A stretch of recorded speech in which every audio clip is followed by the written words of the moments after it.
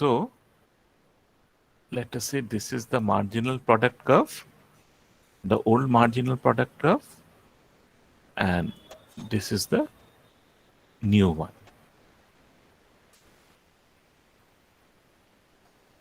Okay. And this is the supply curve. Achha.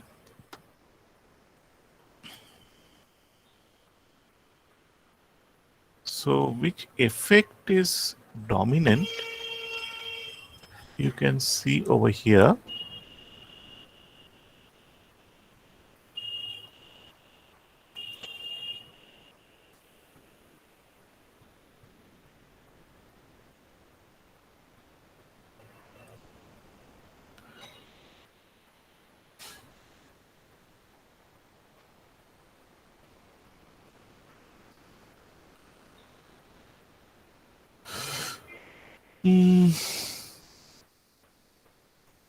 ধরো তোমার স্লোপটা এরকম হলো, it is flat. See, this is the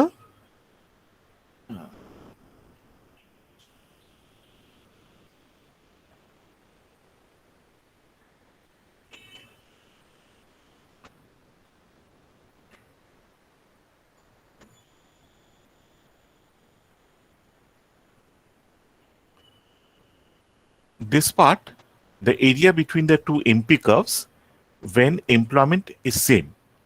This is the increased output due to the rise in labor productivity. And the gap over here between N and N prime,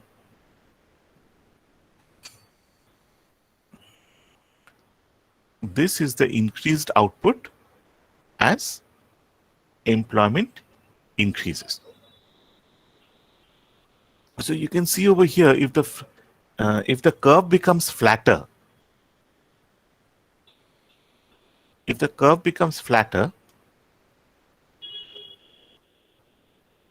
this part is going to shift.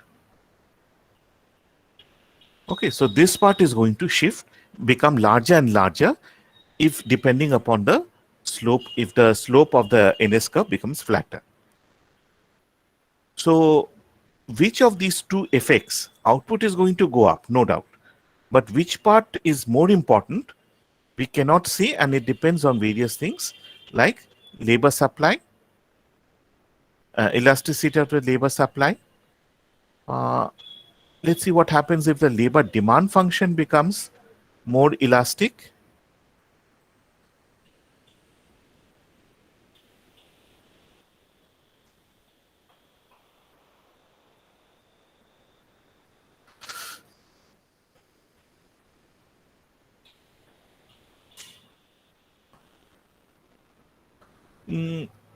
If it's a parallel shift, this part will be unchanged.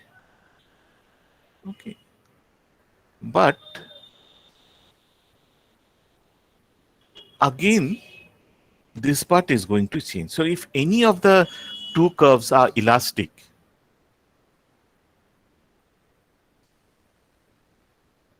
if the supply or demand curve is more elastic,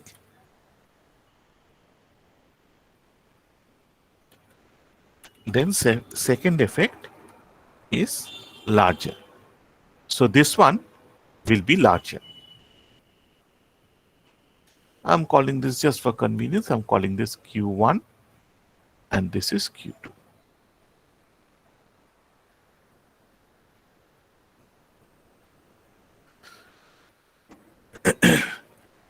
Whether employment is going to decrease. Someone asked whether employment will decrease. Yes, sir. What if technology replaces the human labor? Technology is replacing human labor. No, see, the assumption is, what we're saying in that case is, suppose you have a fixed demand for labor. In that case, output cannot increase, right? Yes, sir. You cannot increase your output.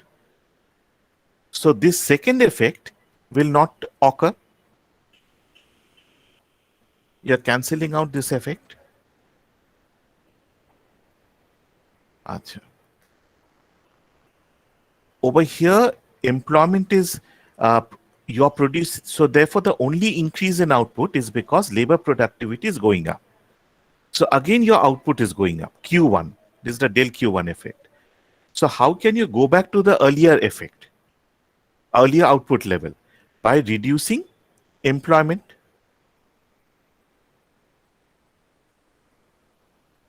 So what will happen is this output level and this output level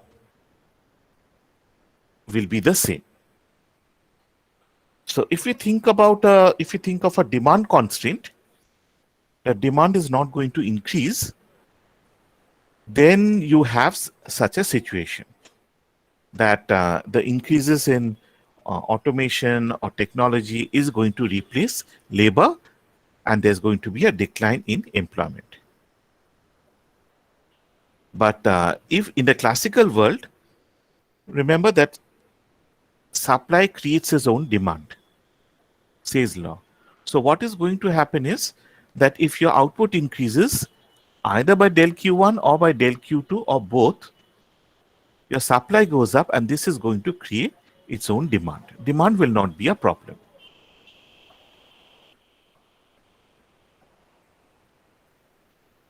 Yes, sir. So employment is not likely to fall, except in the, well, it's more a Keynesian case, or you can say it's depression. During depression, when demand becomes a constraint. Okay. When there's an increase in capital stock, production function will shift upwards, more output will be produced, right? But by differentiating the Euler's theorem, why do you want to differentiate the Euler's theorem? Sir, I wanted to analyze the impact of increasing capital stock on. No, but Um, this is given by the assumptions, isn't it? What is the yes, assumption sir. of a production function?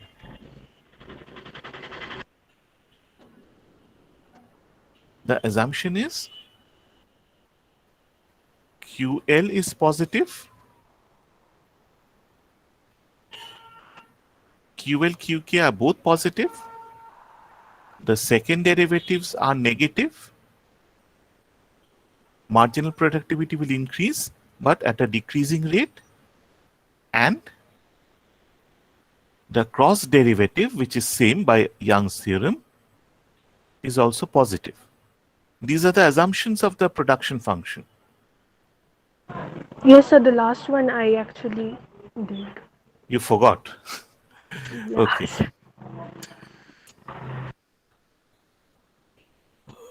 Okay. So in this case, what it implies is you're looking at this one. What will happen to marginal productivity if capital increases? So again, we Yes, are sir. going to have,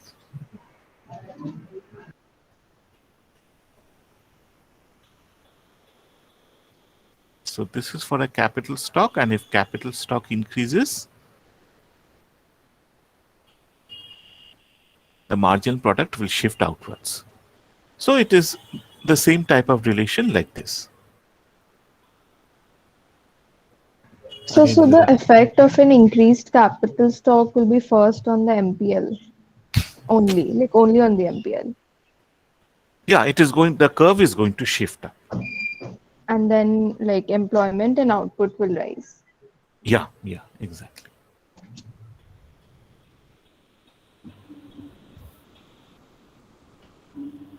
And again, in this case, if demand is a constraint, you can have capital replacing labor. We can think So of it in this way. how can we Yes. show the effect of this on real wages graphically?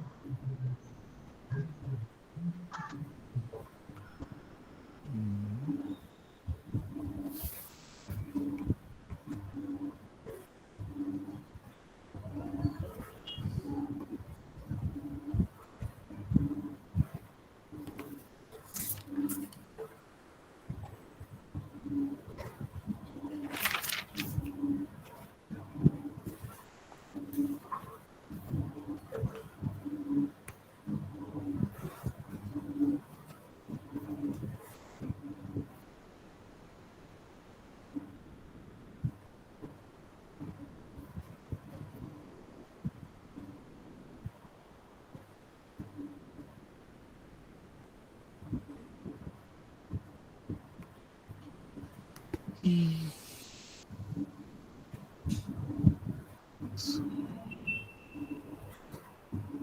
this is actually, you can think of it as the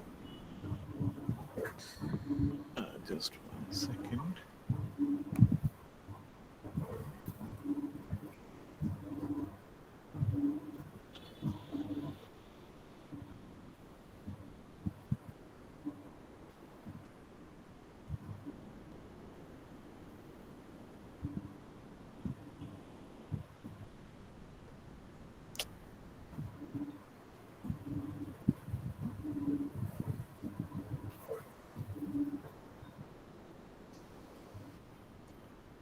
Labor supply and these functions of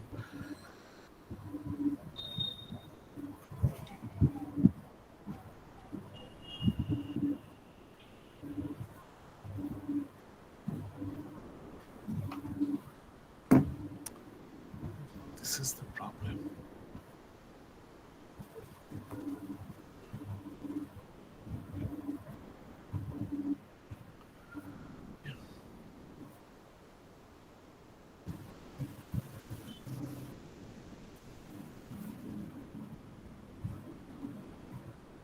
Sorry,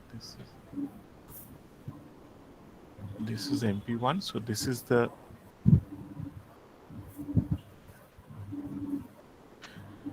see, by the quantity theory of money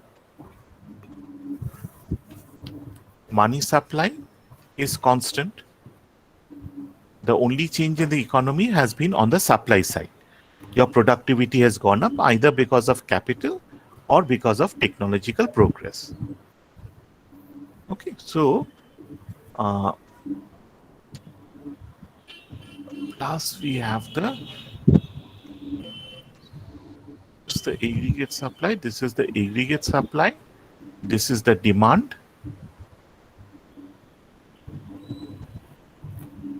Okay. Okay. So what is going to happen is your aggregate supply is going to shift because of increased capital. Sir, here you have drawn the AD for the classical model, right?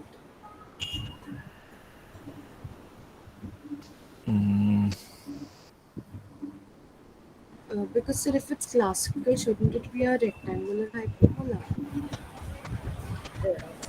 It is a rectangular hyperbola, but ঠিক আছে ওটা আঁকাটা একটু শক্ত. So just assume that this is a rectangular hyperbola. It won't make a difference, don't worry. Okay, sir. Okay, so your aggregate supply goes up. This goes up because of two reasons. Your marginal product shifts and employment increases. Okay, so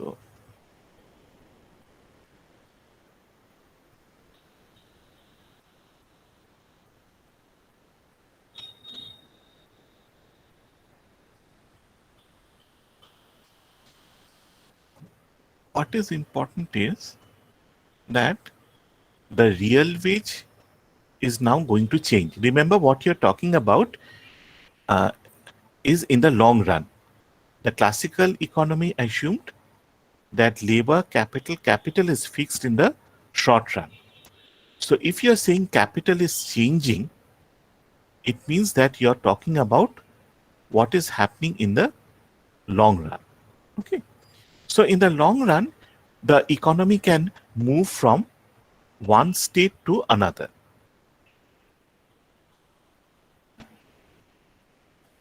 The parameters are changing, so you move from one equilibrium to another.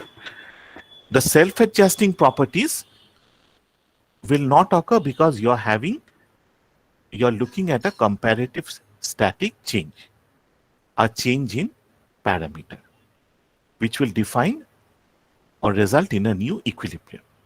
So your real wage is going to go up. Now over here you can see that your output is going up and more will be supplied at a lower price. So that means price is going to fall. So if price falls but real wage increases,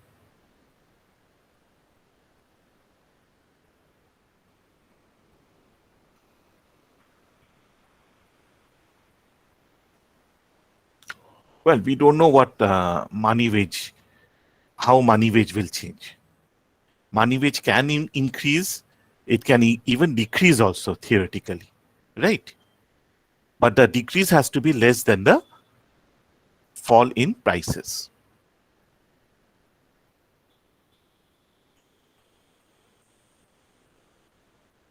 So we don't know what will happen. It can either increase, it can remain same, it can decrease, but the decrease in del W is less than the decrease in price. Otherwise, we will not have this property. See, as I've told you, the workers will bargain in terms of money wages. So they are going to fix W. But ultimately, they are interested in real wages. Okay. So they are seeing that, okay, prices are going down. So even if we accept a cut in money wages, we can still be better off. We can still purchase or command a higher level of consumption than before. So they will be happiest if money wages goes up. They'll be content if money wage is constant. But they are quite satisfied if even if money wages falls, as long as it falls by a small margin. In terms of MV, let us see what happens over here. M is constant. So P has fallen, Y has gone up, and given that it's a rectangular hyperbola, Py is still going to be constant. So that means M and V, M is constant, so V also will be constant.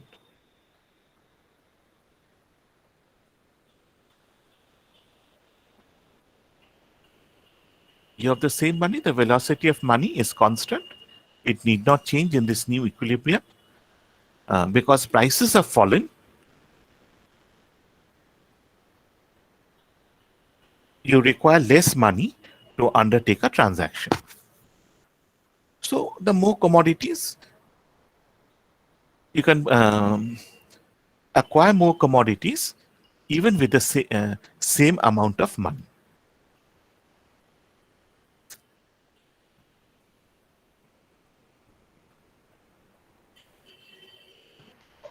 So prices fall and real wage rises. So real wage will ultimately rise. Sorry, prices fall and Prices fall because of the ADA yeah. schedule, and like from the first diagram, real wages are rising. So Yeah. ultimately, real wages will rise. Yeah, real wages is going to rise. As I've But told you, yeah, go on. but as you said, like money wages, we can't comment on it. Yeah.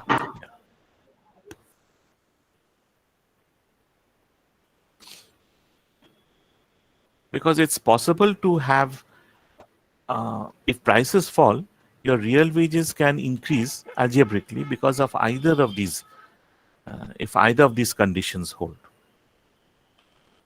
Only if if the fall in money wages is greater than the fall in price level, only in that case, you're going to have a problem.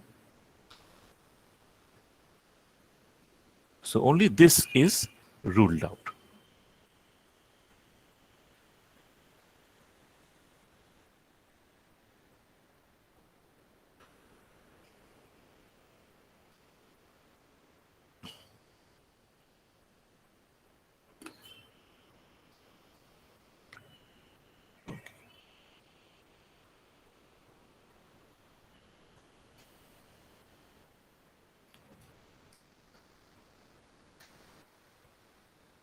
Okay, the third question, the classical dichotomy.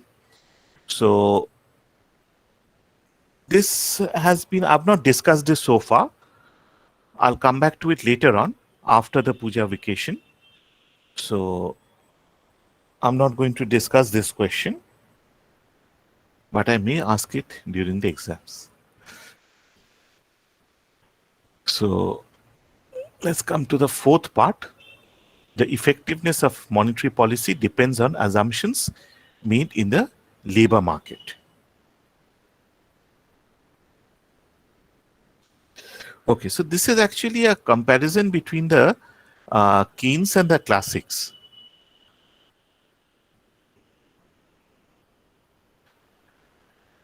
I'll just hint it. If you have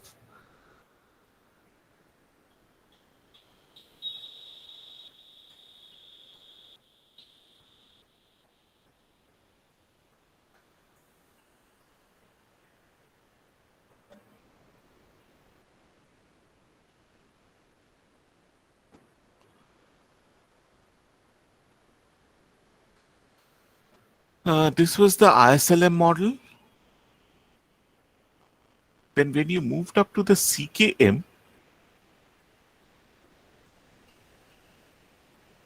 you had fixed wages and flexed prices.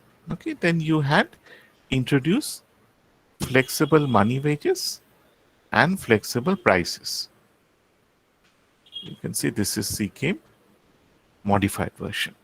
So if you look at the graph that we have showed, okay. In one case, what is happening is, I'm talking about this model, the supply curve is not relevant. Okay, so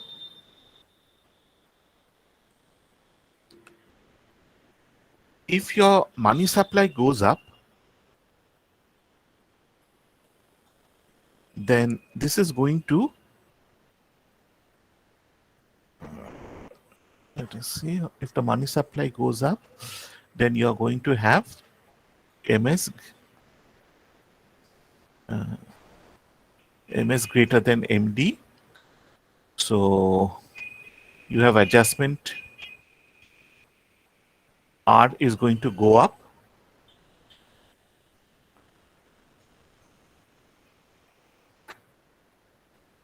No, sorry, stop. Sorry, I'm very tired today. Anyway, so R will fall and LR is going to go up. Okay. So if R falls, your investment component is going to go up and Y is going to rise. Okay. So what is CKM2? When you have flexible wages and flexible prices, you're introducing flexibility in both sectors.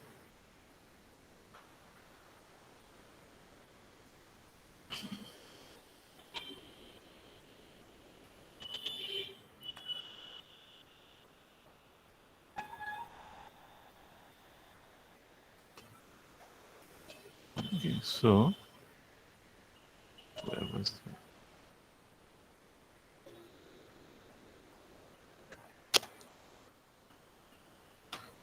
Yeah.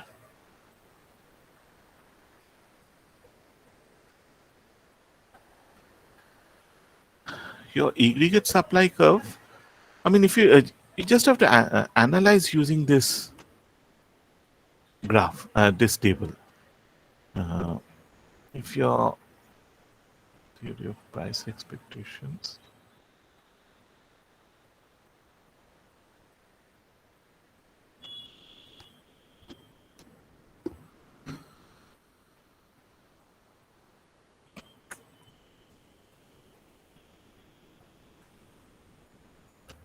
So you can see that if you are making the assumptions over here,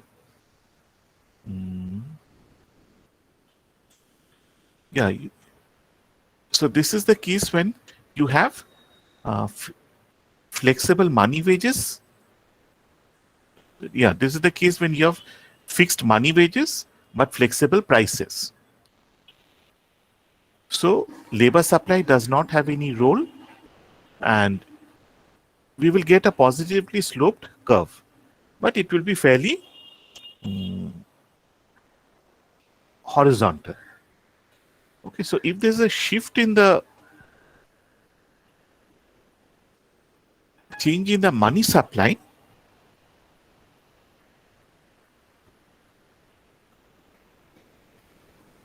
the output will not change substantially. You just have to go on analyzing using this type.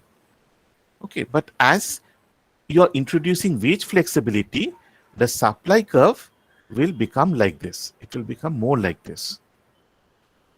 So in that case, you're going to have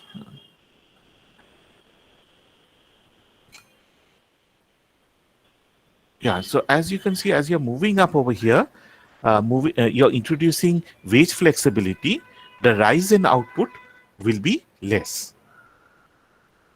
Okay, so it's very confusing, so I'll just bring it together. So what happens is, in both cases,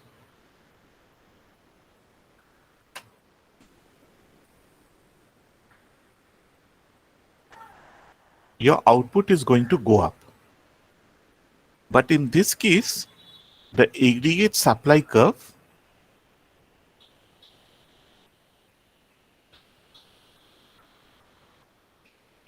is steeper.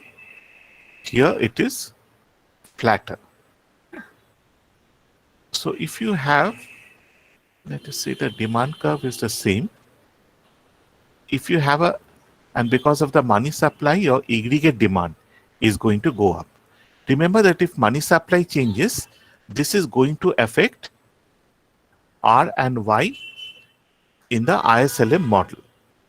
So the aggregate demand curve is going to shift. Okay, so this is the aggregate demand curve with M0. This is the aggregate demand curve with M1. If you have a fairly flat curve, you can see that the increase in output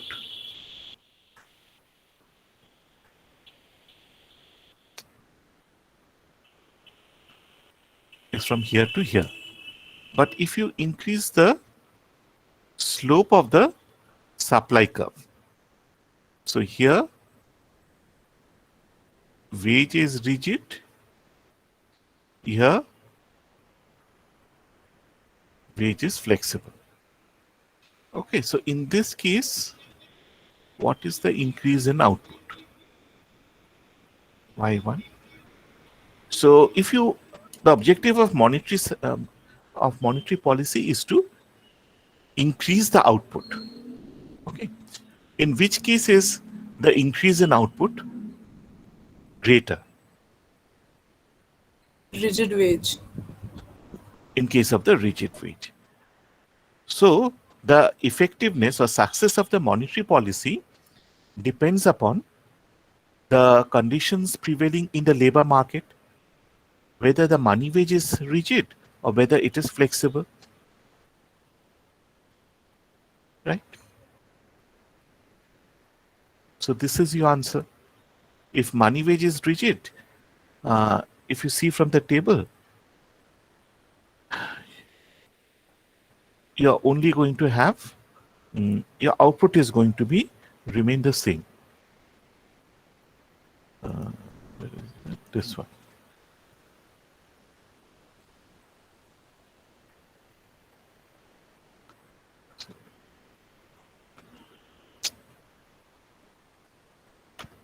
You only have this effect. The increase in costs as productivity declines. Okay. The cost of production will increase, but only because of one impact. Over here, what happens is your productivity declines simultaneously. So this is the same effect as before, but because the money wage is rising, you have a second round impact on costs. Okay, so the increase in output is possible in both cases, but here the increase in cost is marginal. It's operating only through one channel. Therefore, the increase in output will be much higher. In this case, if you have flexible money wages, your money wage is going to go up. This is going to increase the cost of production even more. Therefore, your output will go up, but because prices have also gone up by a much larger amount, the increase in output is bound to be less. So any change in aggregate demand is going to have a smaller effect in the second CKM model. So if you have a money supply change, it's going to change the aggregate demand. The effect on output will be smaller.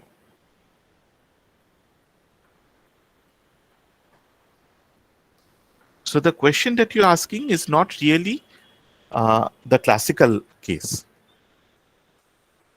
But of course, you can also bring in the classical case. In this case, you have perfect wage and price flexibility. So in that case, if you have perfect wage and price flexibility,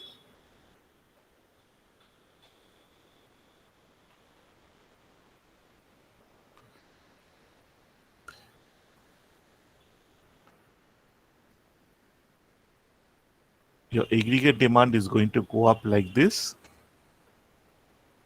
This is your aggregate supply. So what will happen? If your money goes up, the only effect is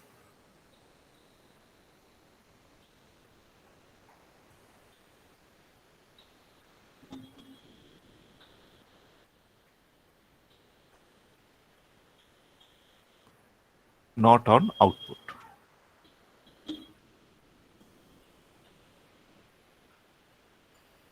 So this is quite consistent with the classical dichotomy, that a change in a monetary variable affects only nominal values, in this case price, but not the real variables, which is y and obviously n. So what you can do is you can start off with the ISLM, or better still, you can start off with a CKM, move to CKM1 from 1 to 2. That is, you introduce wage flexibility, and then you can move to classical model, where you have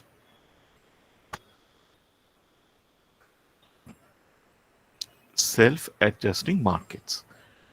So you can see that the increase in output is going to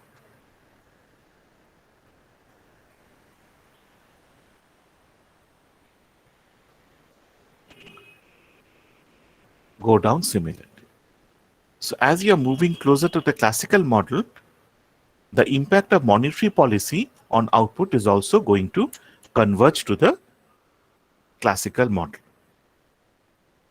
The comparative static results are also going to converge to the monetary model.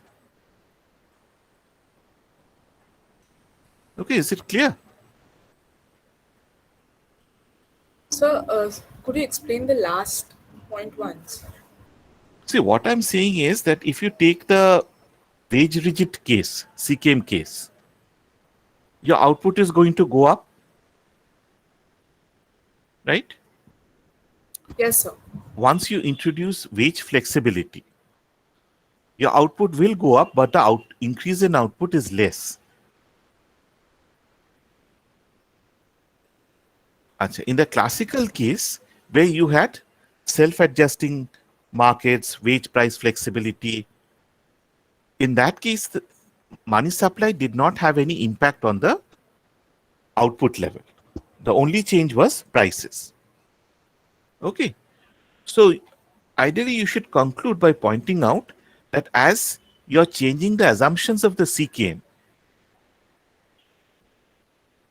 you're moving closer to the classical model by relaxing the assumptions. The results are also converging towards the classical model. What is the classical result? That money supply will not have any impact on output. It is only going to result in a price change. So you're going to have the same result, or almost the same result, in the complete Keynesian model also.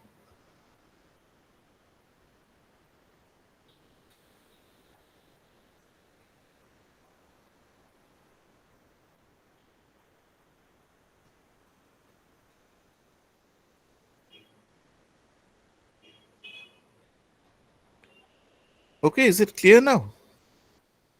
Yes, sir. Thank you, sir. Okay.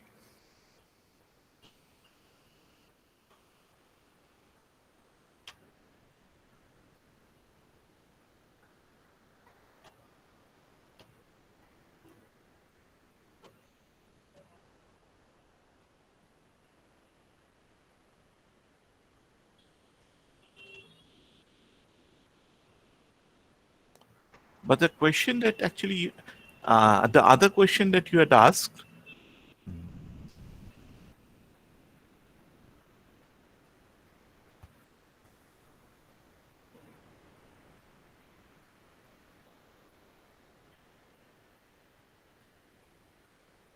it's not a very important question.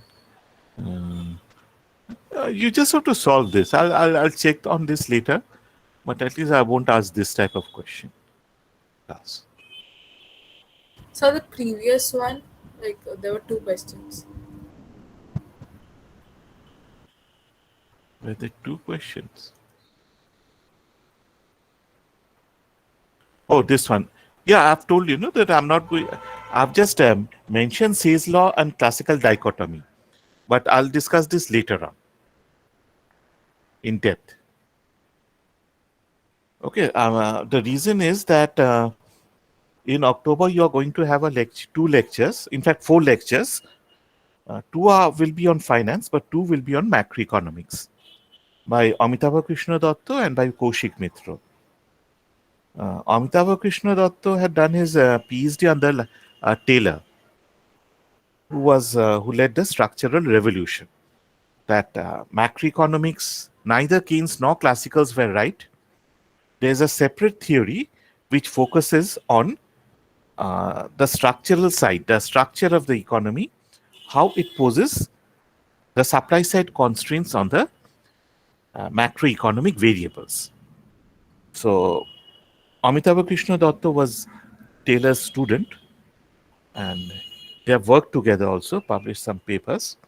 So he's going to give a background on certain recent developments. And on 29th October, Kaushik Mitra will give another lecture in which he's going to discuss adaptive expectations. In your course, you just have rational expectations, which is generally discussed in the classical books. Adaptive expectations are also covered, but not in the macroeconomy context. So he's going to discuss adaptive expectations, on which he's a specialist. But because of that, I want to give you a backdrop of what is rational expectations before he starts his lecture, so that you can understand why the adaptive expectation formulation was necessary, and what changes it makes in how pattern can resolve this and so on. Okay. So at this point, I want to focus only. You can ask me the questions again at that time. But right now, I want to push ahead and complete the rational expectations before the lectures. So, Yes. So I had just one question. I came across this question like, what will be the effect of a employment subsidy by the government, where like the government paid 10% of the wages of the newly hired workers. So how would this program affect output and employment in the classical model? Okay, so the government extends an employment subsidy.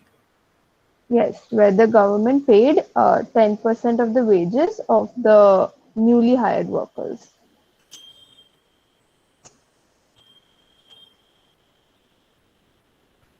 Okay, so you can think of it as a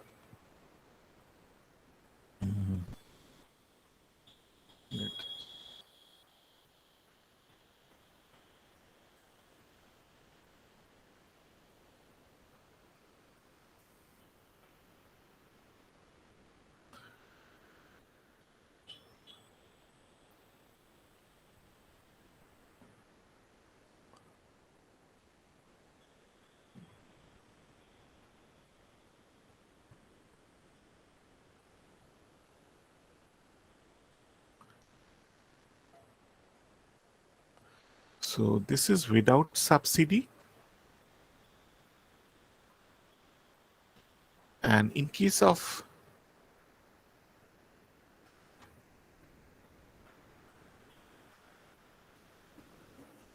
the subsidy is what you are going to have is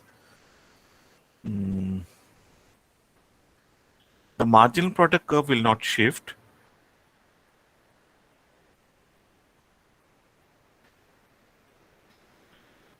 But you're going to have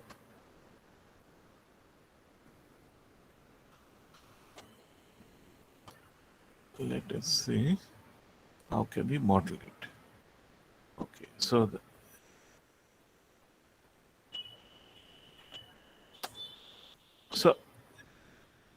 the employers are paying this amount. Okay, so the employers are offering, or you can think of it in this way, that the labor supply function uh, dec- decreases like this. Okay, the difference is this 10% subsidy. So actually what is happening is the workers are suppose asking for a wage of 100. But the government is saying that, okay, I want to pay, I'll give you 10 rupees. So that means the private producers are actually paying 90. So to the private producers, this is the effective supply curve. Okay, they will make the decision making, or the bargaining will take place over here. But the workers, once this wage is fixed, the workers will get a higher wage of this amount. Sir, So you can why will the demand curve not change with the labor demand curve? so instead actually what you can do is you can fix the supply curve and change the demand curve also. Sir, You can do either of them. sir, I was thinking as this as MPN is equal to W by P, and now instead MPN is equal to means a percentage, means say 9 by 10 W by P means. Yeah.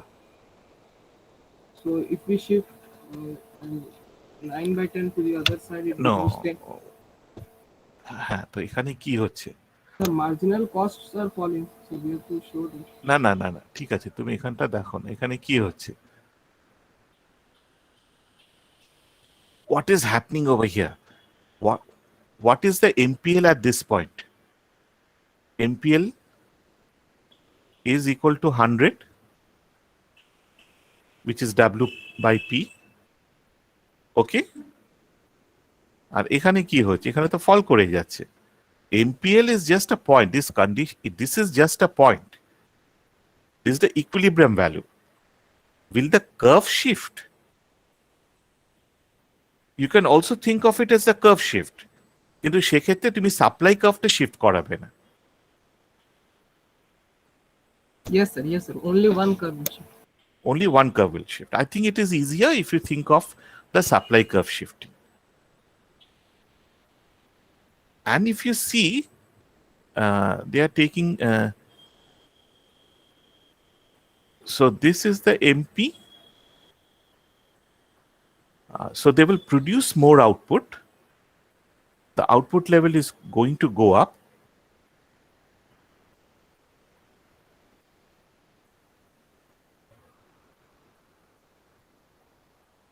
Although the wage falls, তোমার কস্টটা কিন্তু বেড়ে যেতে পারে, because you're hiring more workers. What is your wage bill or cost? Is W by L. This is falling, but this is rising. So it is quite possible for the cost to increase also. It can increase, it can decrease, it can remain same.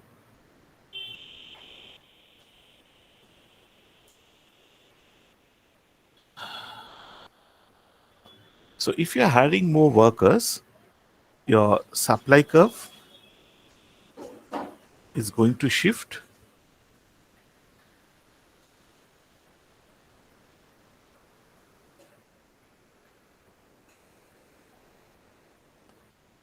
Again, I mean, you should take a rectangular hyperbola, but you'll see that output is going to go up in this case. Okay, sir. Thank you so much.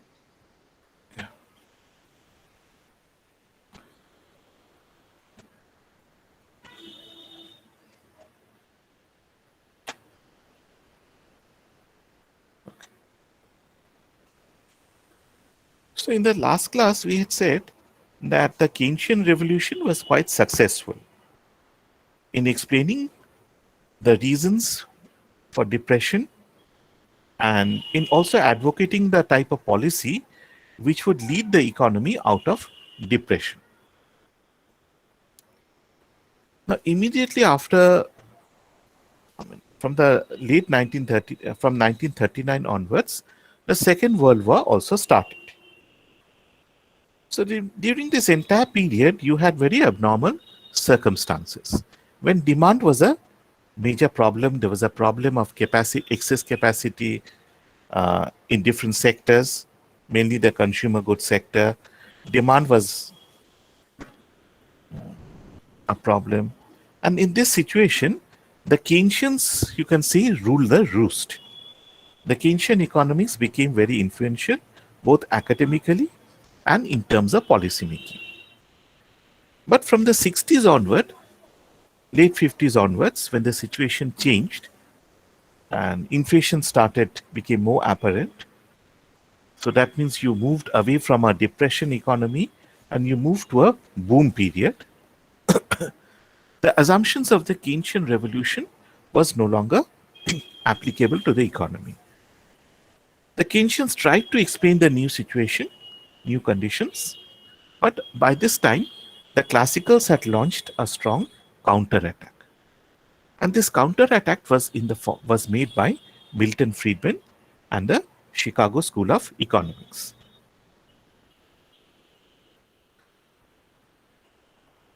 This new school of classical economists, you had attacks from two sides. One side was the monetarist, led by Friedman. The other side was by Clower, Barrow, others, Grossman, and others. The new classical economists, not or new classical economists. Okay. Now, first we are going to look at the monetarist revolution. Now, who is a monetarist? A monetarist is someone who believes in certain propositions. What are these propositions? The supply, these are mainly, you'll see, these are mainly classical propositions.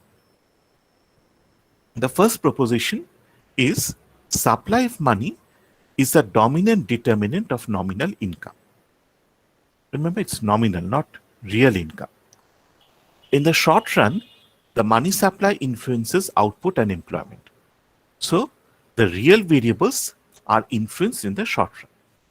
But if you move to the long run, then money supply loses its effectiveness and determines only the nominal values, not the real values.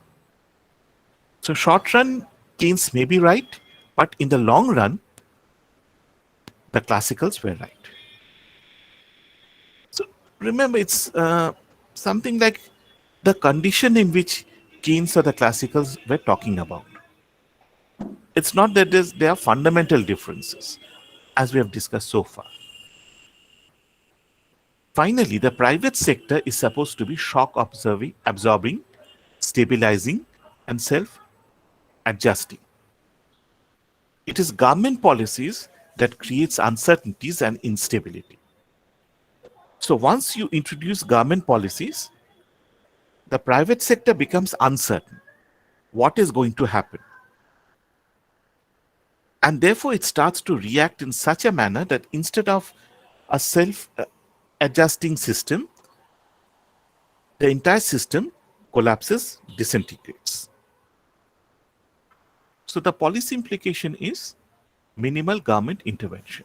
As you will see, rules versus discretion. Now, why was monetarism required? Okay. Now, Fisher and Cambridge and the Cambridge School had argued that if you look at the quantity theory, V was stable and it was determined exogenously outside the system. So when the equilibrium changes, V does not change. So this implies two things. One, that given V, the value of M will determine P and Y. Sorry, this should be Y.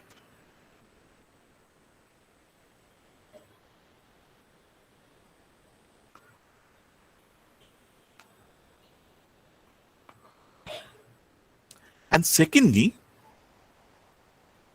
how will Py change? Only through a change in M. There is no other possibility by which Py, which is nominal income, is going to change.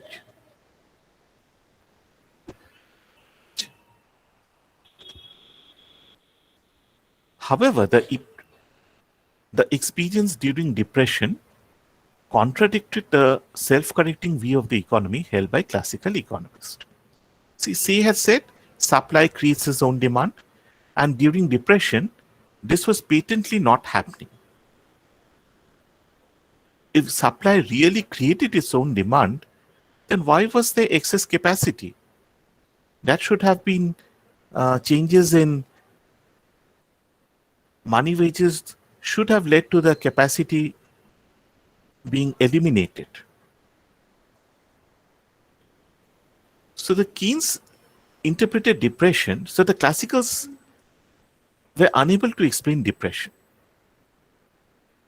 Keynes could interpret depression that you had a stock market collapse, you had excess growth of the construction industry, and the international monetary system, the Bretton Woods system, had broken down.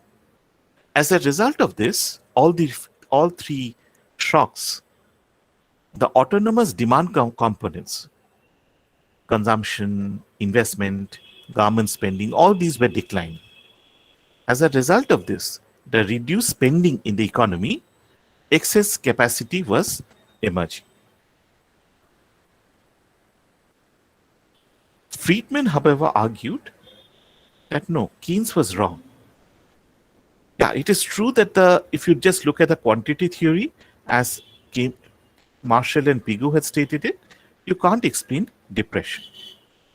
But it's possible to explain depression within the classical economy if you just modify it slightly. Okay. So let's look at the role of money in the Keynesian model. Money was an important determinant of economic activity. Okay, but V was neither exogenously determined nor was it constant. V was endogenous. Okay. So the velocity of money MV, this V was unstable. It was changing over time as the economic parameters were changing. So this means that the classical argument that only a change in M can change Py was wrong. Even if M was constant, a change in V would result in a change in the level of economic activity. Consider the change in government spending. Okay. So if the government spending increases, Sir, could you show the previous slide once?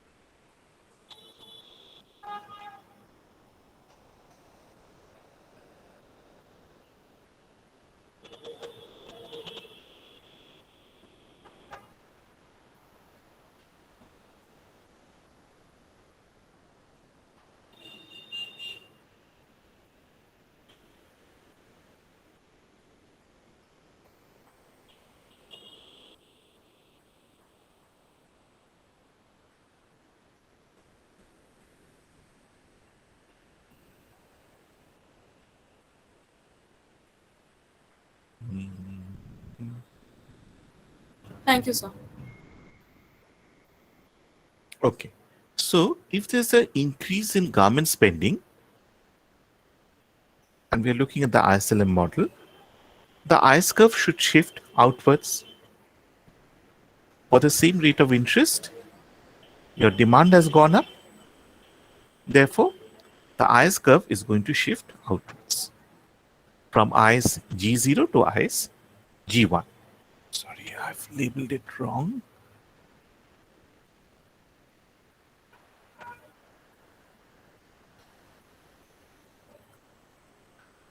Okay. So in this case, what is going to happen in the ISLM model? Diagrammatically, you can see that R is going to go up, Y is also going to go up. But what is the mechanism?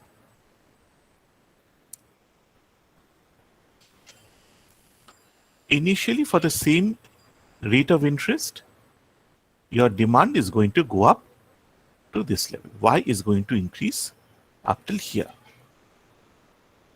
Okay, so if there's an increase in Y, what is going to happen in the money market?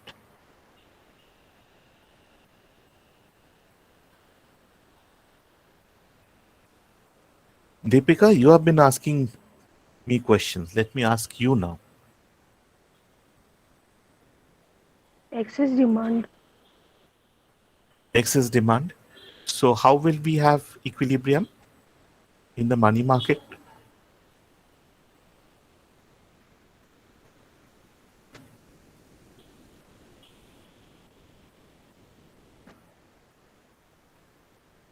People will buy bond. What is going to No, happen no. is you have MS is money supply is the same as Y has gone up, KPY has also gone up, right? But what is the money demand function? Transaction demand plus liquidity preference. LR, Speculative demand will fall, I guess. speculative demand has to fall. Acha. Now, what does speculative demand depend upon? Interest and the price of the bond. Interest rate. Hmm. Because we know that R and price of bonds are inversely related. So we just have to take one of them. Okay. So what will happen to interest rate? If speculative demand falls, what will happen to interest rate? It will rise. It will rise. Yeah. If The R investment- increases, what will happen to investment in the commodity market? Investment falls, Fall. so there will be a set-off. Yeah, the cost of borrowing increases. So now you're going to have a movement back along this curve. along the IS curve. So ultimately you have equilibrium over here. Now R increases, that is not important. What is important is what are the changes in the economy? If you go back to the quantity theory, in the ISLM model, prices is constant, Y has gone up, so that means PY has increased, right?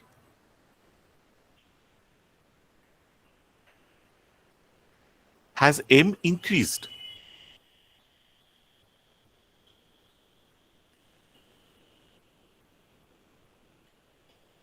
Has M increased? Money supply increased?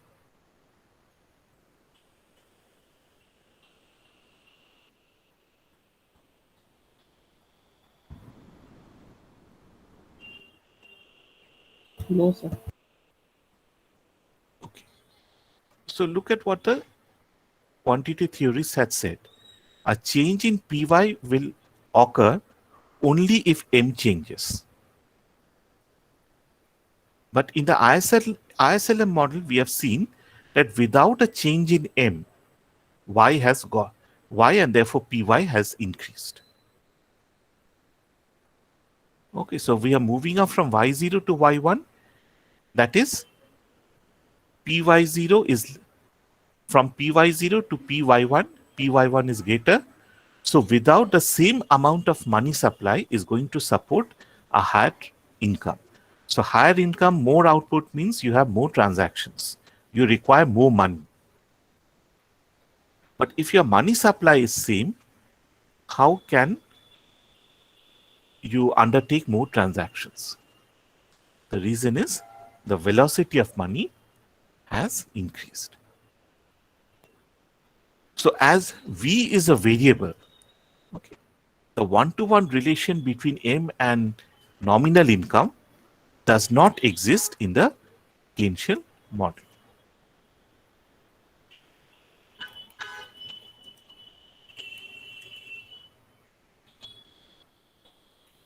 Okay.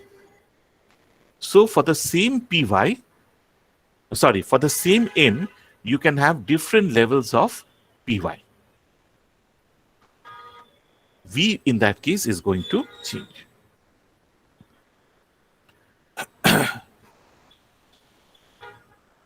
Further, the Keynesians argued that money may be important, but it is not the primary factor. In fact, the early Keynesians argued that money was not at all important.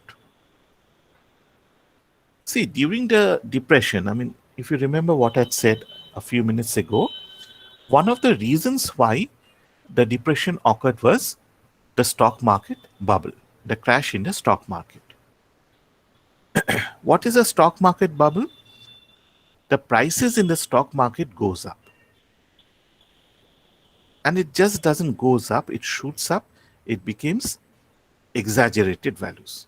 Companies which don't have any value at all will have, their share prices will have very high values. And maybe the company doesn't even have land, capital, equipment.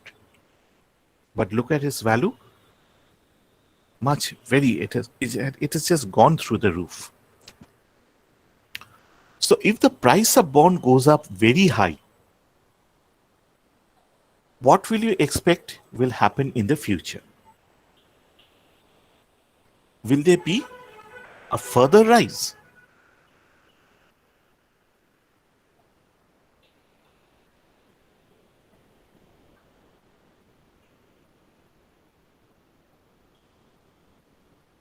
Prithviraj, are you there?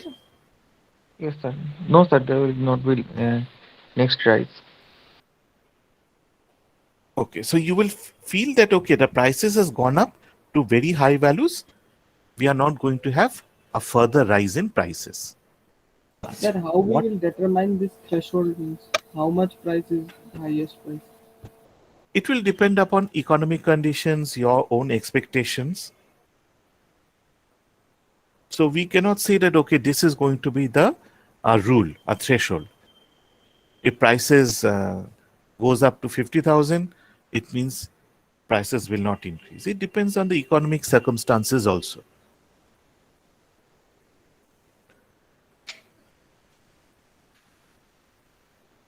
Okay, but and it's also possible that your expectation may not match with my expectation. So I may feel that if the price goes up to 10 rupees, it's very high. You will feel that a 12 rupees price is high. Prithviraj may feel that okay, if it goes up to 15, then after that we cannot expect a price increase. So the threshold can vary between person to person. But if prices continue to rise, a time will come when the threshold of all the persons are crossed. If prices goes up to 16, then all our threshold levels, it was 10, 12, 15, all our threshold levels have been exceeded. So now all three of us are going to expect that prices will not rise, they are going to fall.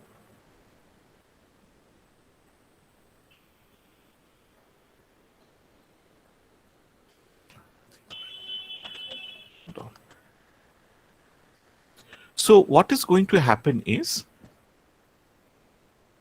if you remember that negative relation between bond price and interest rate, if your bond price has gone up very high, that means interest rate has fallen to very low levels. Will interest rate fall still further? No, If sir, there will be liquidity. Bond price, yeah, the bond prices has become constant. You expect bond prices to be same. So interest rate will also become stable at this low level, what we call the liquidity trap. And therefore, the LM curve will also become flat. It becomes flat like this, which implies that the interest elasticity is very high. At the same time, because you have excess capacity in the market, okay, if you lower the interest rate, the cost of borrowing has come down. Will people invest more?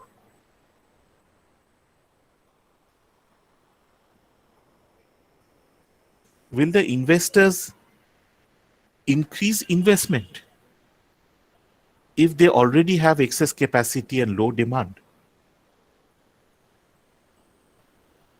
No, sir. Okay, so that means the interest elasticity of the IS curve will be low. You change interest, but the IS curve will not, we will not move along the IS curve. Will remain at almost the same point. So the IS curve will be very steep. So if you look at the impact of a change in money supply, what will happen over here? Suppose this is the money supply and the money supply moves from here to here. What happens? Will there be a huge change in income?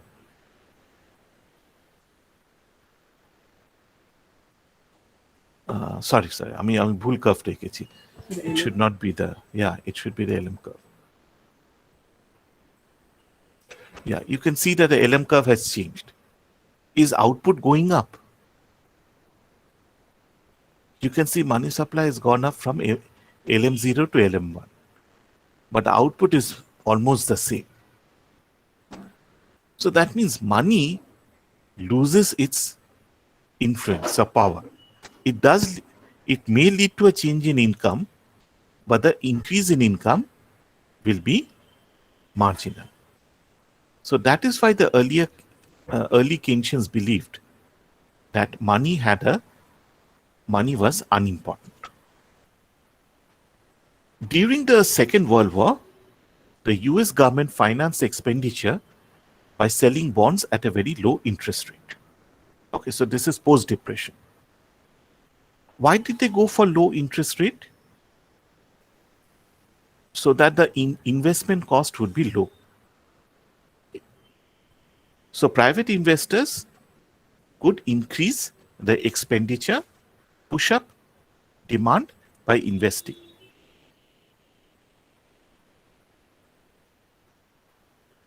So a low and stable interest rate became very important to push up aggregate demand. And this led to calls to fix the interest rate, make it constant. Technically, this is called pegging the interest rate. You decide that, okay, this is going to be the interest rate, and you keep interest rate at this fixed level. The Keynesians also believed that speculative demand for money was highly unstable. Okay, so that means if bond prices changed, immediately your demand for money would also change. If bond prices went up, people would immediately shift their wealth from money to bonds. If bond prices fell, they would shift the money, wealth back to money. So, but if you have low interest rate, then that means your bond prices will be high, right? The inverse relation. So if your bond prices are more or less high, then people are going to continue investing in bonds. They're going to keep all the wealth in the form of bonds rather than money. There'll be no back and forth shifts. So if you can peg interest rate, your bond prices are also going to get pegged, and your financial markets are going to become stable. Okay, so a low interest rate, pegging the interest rate, had certain advantages. It ensured stability of financial markets. It also stimulated private investment demand. The problem was that in the money market, if you have to keep R constant, then you also have to change money supply accordingly. What it implies is you lose control over the money supply. Your money supply now has to be constantly adjusted so that R remains same. You cannot decide on your own whether to increase money supply or less. If you find that interest rates are going up, in that case, money demand is falling, so you should reduce money supply.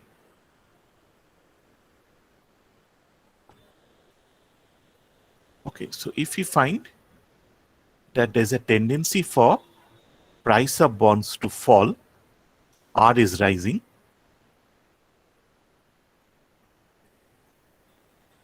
right? The liquidity preference for money is going to fall, and money demand is going to fall. So you have excess supply in the money market. So what do you have to do? You can ensure MD equal to MS only by reducing money supply. On the other hand, if you find that bond prices are rising, rate of interest is going to fall, LR will rise. So now you have excess demand in the money market, and you have to increase the money supply. So that means if you decide to keep interest rate constant, you just have to adjust money supply accordingly. You cannot decide, you cannot use money supply as a policy instrument. But is Sir, it important? I cannot understand this. Sir, R is increasing, sir. Will we not go for counter policy? Increase money supply. Yeah, that is what we are saying. See, you have to keep your R constant. Okay. So how can you what is the response? I mean, if you increase the money supply, if R is going up, you have to take a counter, as you're saying, you have to take a counter-cyclical monetary policy. But what I'm saying is that if you don't want to keep R constant, you can decide whatever you want. You can increase your money supply, you can keep it constant, you can decrease it, right? But if you want to keep R constant, R increase means you have to indulge in counter-cyclical monetary policy. If you find R falling, you have to introduce counter-cyclical monetary policy. So money supply is no longer being determined by you. It is being determined by conditions prevailing in the economy.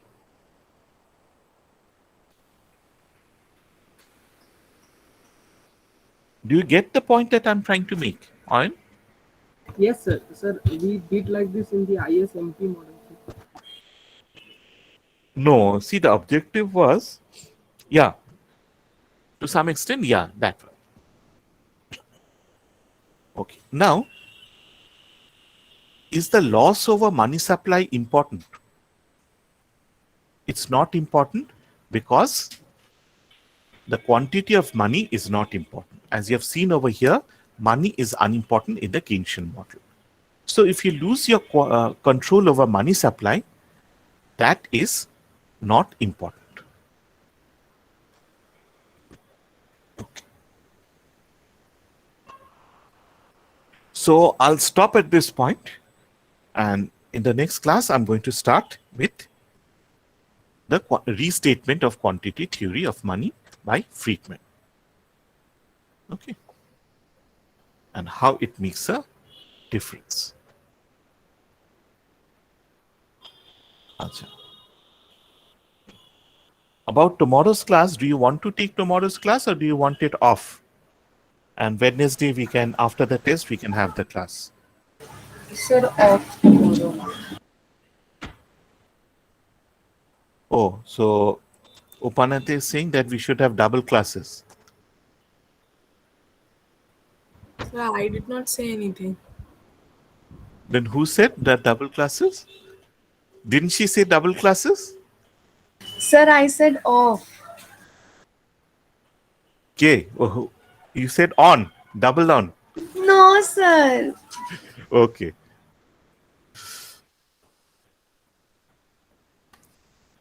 Okay, you'll have it off then.